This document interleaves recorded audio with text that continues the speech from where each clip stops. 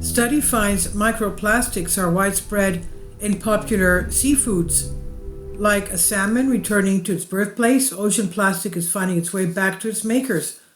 In the Pacific Northwest, a region of North America renowned for its seafood, researchers have found particles from our waste and pollution swimming in the edible tissue of just about every fish and shellfish they collected. Of the 182 individuals caught on the Oregon coast or sold at the state's markets, only two fish, the cod, and the herring, had zero suspicious particles in their sampled slice of edible tissue. The the cod and herring.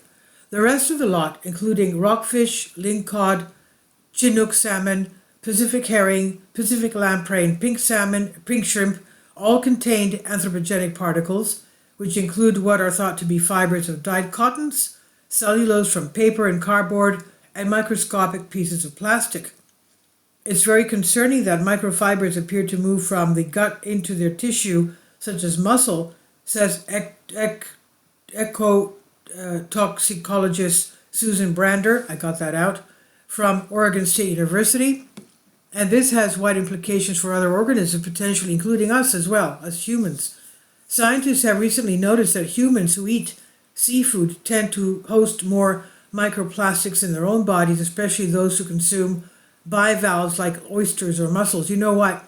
In biology, we were told, of course, our professors told us that oysters and mussels, what you're eating is mostly their intestines, so it's their poop.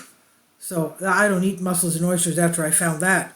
Now, how long those plastics stick around the body and what they are doing to human health is unknown and demands urgent research.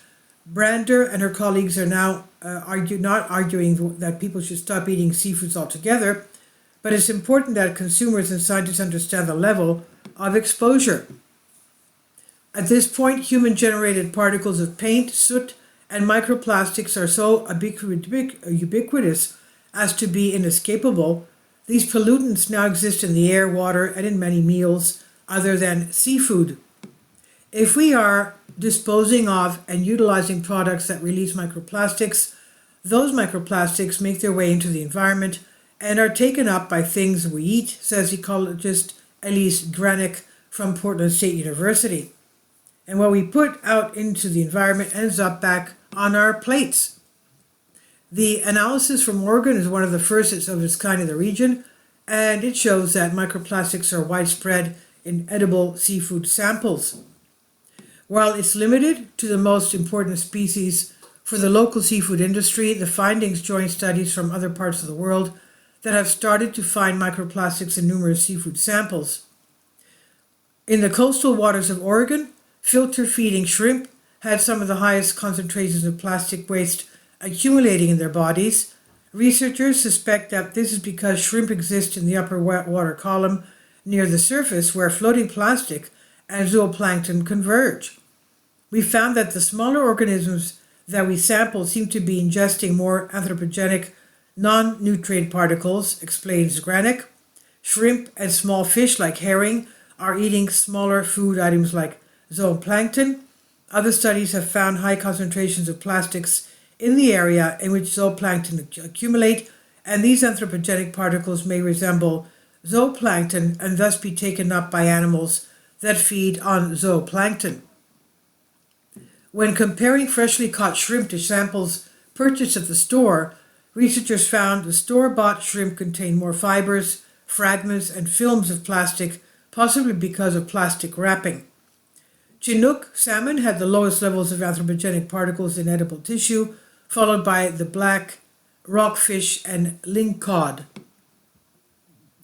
Now, some of the researchers involved in the analysis are now working on ways to stop plastic waste from draining to the sea, but in the paper, the team agrees that the only effective way to stop the flow is to turn off the tap on plastic production, of course. This was published in Frontiers in Toxicology and is by Carly Casella on Science Alert. Please leave your comments and thank you for your support. Please support my Patreon account.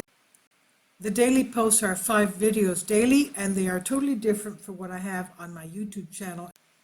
Thank you so much for your support. and that you find all my content so interesting. You'll find the Patreon account details in the description box below.